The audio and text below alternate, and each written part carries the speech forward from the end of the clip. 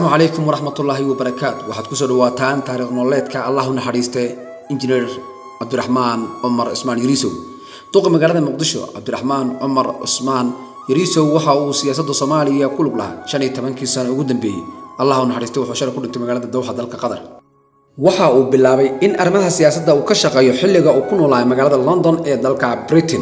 waxaana 1986 uu ka qalan jibiyay jaamacadda ummadda Soomaaliyeed isagoona bartay culumta hindisaha. markii uu jaamacadda uu dhameeyay ilaa 1991 wuxuu ka shaqeeyay wasaaradda howlaha guud iyo guriyeenta iyo wasaaradda maaliyadda uu ahaa injineer iyo maamule mashaariic. intii uu London ku sugnaa injineer Yariisow waxa uu bartay maareynta ganacsiga culumta iyo kombiyuutarka iyo maamulkii maareynta guriyeenta. 2004 ayuu shahaadadaasi masterka ka qaatay jaamacadda Westminster waxaana uu London ka noqday hogaamiye bulsho iyo maamulo iskuul. waxaana uu sidoo kale ka mid ahaa qabanqaabihii kulanka weynaa ee qurba joogta Soomaalida UK 2007 lagu qabtay magaalada Leicester. waxa uu kala noqday gudoomiyaha ururka xuquuqda u dooda Soomaalida UK ee magacooda la yiraahdo Kinsan Group muddadii u dhaxaysay 2004 2008. muddadii uu Soomaaliya ku sugnaa waxa uu ka shaqeeyay dawladda oo uu ka qabtay xilal ay ka mid yihiin la taliye sare, 2 goor uu noqday wasiir iyo mar uu noqday afhayeen.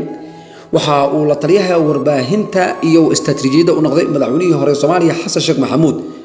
wasaaradaha uu hore u soo maamulo waxay kala yihiin maaliyadda iyo warfaafinta. injineer Yariisow ayaa shalay galab ku geeriday isbitaal ku yaala magaalada Dowxa ee dalkaasi Qatar halkaas oo lagu daaweynayay dhaawacii ka soo gaaray weerarkii lagu qaaday xarunta dawladda hoose ee Muqdisho.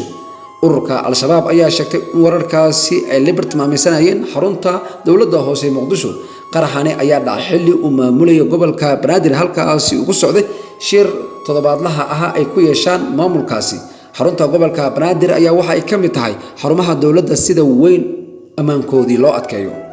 inna lillahi wa inna ilayhi raaji'uun. waxaa leenahay Allah u naxariisto injineer Yariisow jannadana Allah geeyo. Assalaamu calaykum wa rahmatullahi wa barakaatuh.